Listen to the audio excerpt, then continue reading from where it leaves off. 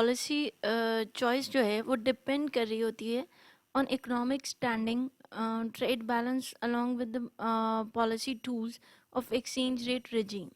क्या आपका exchange rate आपके कंट्री के इकोनॉमिक स्टैंडिंग पे और आपकी कंट्री किस तरह से डिफरेंट कंट्रीज़ के साथ निगोशिएट करती है, आपका एक्सचेंज रेट की पॉलिसी उस पर डिपेंड कर रही होती है। अब different type of exchange rates available होते हैं जो कि डिफरेंट कंट्रीज़ अपने अकॉर्डिंगली चूज़ करती हैं। फ्लेक्सिबल और फ्लोटिंग एक्सचेंज रेट अवेलेबल होता है, फिक्स्ड एक्सचेंज रेट अवेलेबल होता है। और फिक्स्ड और फ्लोटिंग के मिडल पोजीशन पे मैनेज्ड और इन बिटवीन द फ्लेक्सिबल और फिक्स्ड एक्सचेंज रेट अवेलेबल होता है, जो फ्लेक्सिबल और फिक्स्ड दोनों के साथ कैरी हो रहा होता है। अब फ्लेक्सिबल और फ्लोटिंग एक्सचेंज रेट क्या होता है कि जिसमें according to the demand and supply of the currency जो है मार्केट बिहेव करती है और आपके एक्सचेंज रेट को डेवलप करती जाती है। मतलब आपकी करेंसी की डिमांड और सप्लाई आपकी करेंसी के एक्सचेंज रेट को डिफाइन करेगी इन इंटरनेशनल कॉन्टेक्स्ट और इन इंटरनेशनल मार्केट। आपकी कंट्री अच्छा बिहेव कर रही है तो कंट्री करेंसी जो है अप्रिशिएट होती जाएगी और अदर करेंसी के अगेंस्ट उसका जो एक्सचेंज रेट है वो उस हिसाब से डिफाइन होता जाएगा। अगर आपकी करेंसी आपकी कंट्री की परफॉर्मेंस बुरी है तो आपकी करेंसी डेप्रिशिएट हो रही होगी और इसी तरह एक्सचेंज रेट जो है आपका अदर कंट्री के अकॉर्डिंगली डिक्रीज होता जाएगा। डिफरेंट कंट्रीज़ हैं जैसा जापान है, यूएस है, जो कि फ्लेक्सिबल और फ्लोटिंग एक्सचेंज रेट को फॉलो करते हैं। अब फिक्स एक्सचेंज रेट क्या होता है कि फिक्स एक्सचेंज रेट में गवर्नमेंट डिसाइड करती है और जो है control of the value of currency जो है वो गवर्नमेंट के पास होता है और गवर्नमेंट इंश्योर करती है that the currency will maintain its pegged value, the country's standing और द बैंक और the central bank of the country जो है वो मेंटेन करेगा reserves of foreign currencies in gold और वो उन फॉरेन करेंसी और गोल्ड के रिजर्व्स के बिहाफ पर अपने करेंसी के एक्सचेंज रेट को मैनेज कर सकेगा।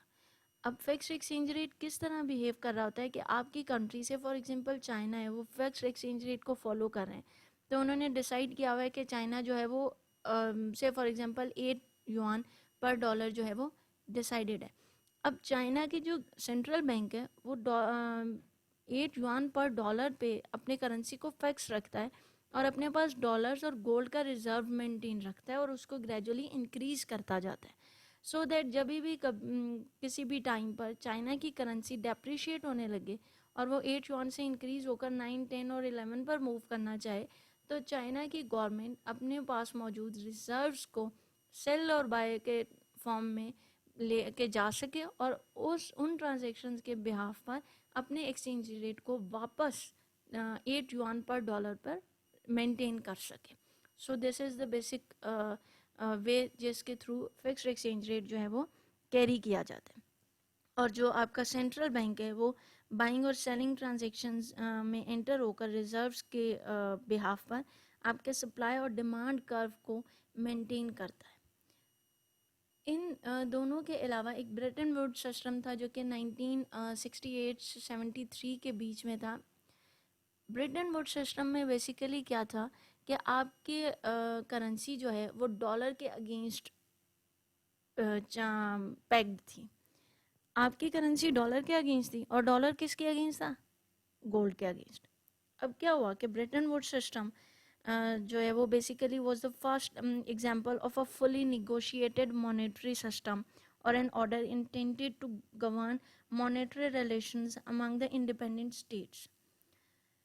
अब क्या हुआ कि shared experience of 2 world wars था और with the sense that failure to deal with economic problems after the first world war had led to the second.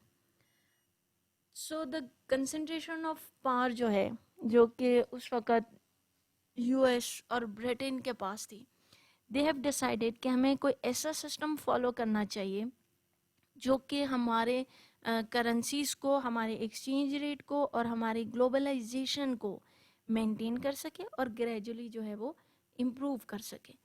अब दो बेसिक जो है वो पार्ट्स थी जो कि सेकेंड वर्ल्ड वॉर 1944 के बाद जो है वो अपेयर हुई थी, तो वो एक यूनाइटेड स्टेट और दूसरी ब्रिटेन। अब हुआ क्या, यूनाइटेड स्टेट जो थी वो after the world war 2 as a lender grow कर रही थी। मीन्स उसके पास सरप्लस मनी था और वो दूसरे कंट्रीज़ को जो है वो लेंड कर सकती थी। ब्रिटेन जो है वो बेसिकली द इफेक्टिव वन, जो कि नेगेटिव पोजीशन में था और उसको बोरो करने थे फंड्स। तो अब यूनाइटेड स्टेट्स और ब्रिटेन ने क्या डिसाइड किया कि ठीक है, हम कोई ऐसा सिस्टम कंटिन्यू और कैरी करते हैं जो कि हमारी करेंसीज को ज़्यादा फ्लक्चुएशंस में ना लेके जा सके। सो दे डिसाइडेड कि आपकी करेंसी जो है वो पैक हो जाएगी अगेंस्ट यूएस डॉलर, और यूएस ने अपना डॉलर को गोल्ड के अगेंस्ट पैक कर दिया। एट दैट टाइम $35 पर आउंस जो थे वो पैक्ड हो गए with against the US currency. अब ब्रिटेन वुड सिस्टम तो डेवलप हो गया और ये भी डिसाइड हो गया कि आपका जो डॉलर है वो गोल्ड के अगेंस्ट पैक्ड होगा और आपके डिफरेंट अदर करेंसीज जो हैं वो डॉलर के अगेंस्ट होंगी। लेकिन इस सिस्टम को प्रॉपरली रन करने के लिए डिफरेंट रेगुलेटरी अथॉरिटीज़ चाहिए थी और ऐसी बॉडीज़ चाहिए थी जो कि ब्रिज कर सकते हैं रिलेशनशिप्स को डिफरेंट कंट्रीज़ के, और उसके अलावा उन ट्रांजेक्शन्स को स्मूथली कैरी कर सकें जो कि डिफरेंट कंट्रीज़ जो हैं अपनी कंट्री करेंसीज के रेलेवेंस में ट्रांजेक्शन्स को कैरी कर रही थी। अब आईएमएफ, इंटरनेशनल मॉनेटरी फंड और वर्ल्ड बैंक जो है वो उसके बाद डेवलप होना शुरू हुआ। आईएमएफ बेसिकली 1945 में स्टार्ट हुआ और मार्च 1947 में उसने प्रॉपरली अपनी वर्किंग को स्टार्ट किया। आईएमएफ बेसिकली जो कीपर ऑफ रूल्स इनमें main instruments of international management जो है वो आईएमएफ के पास थी। अब कोई भी कंट्रीज़ हों वो आईएमएफ के से बोरो कर सकती थी और इसी तरह आईएमएफ डिफरेंट कंट्रीज़ से बोरो करके डिफरेंट कंट्रीज़ को फर्दर जो है वो लेंड कर देता था।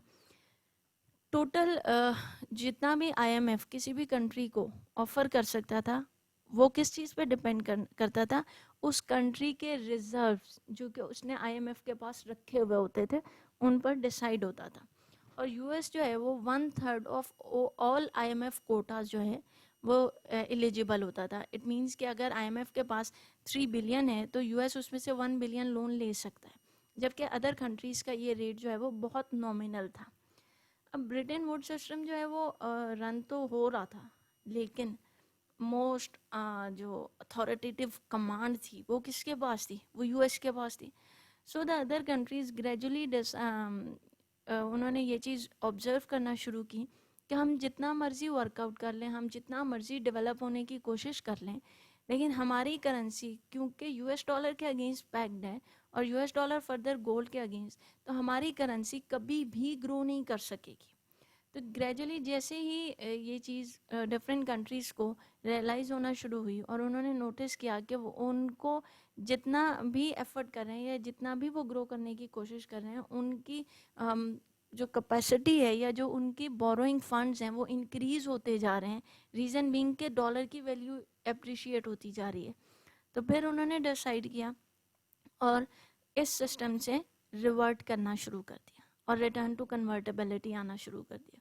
सबसे पहले वेस्टर्न यूरोपियन कंट्रीज़ ने डिसाइड किया कि हम इसमें नहीं जाएंगे, और फिर एवोल्यूशन ऑफ बैंकिंग सिस्टम हुआ जिसने कि हेजिंग और स्पेकुलेशन को वर्कआउट किया और इन कंट्रीज़ को हेल्प आउट किया कि ये countries other than the dollar भी वर्क कर सकें और अपनी मार्केट जो है वो डेवलप कर सकें।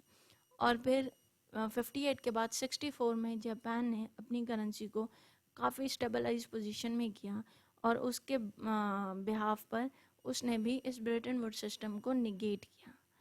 और the basic reason of decline of Bretton Woods system was the decline of US hegemony, कि यूएस के पास US was no longer the dominant power, और इसकी वजह से ब्रिटेन वुड सिस्टम का जो है कलेप्स हो गया।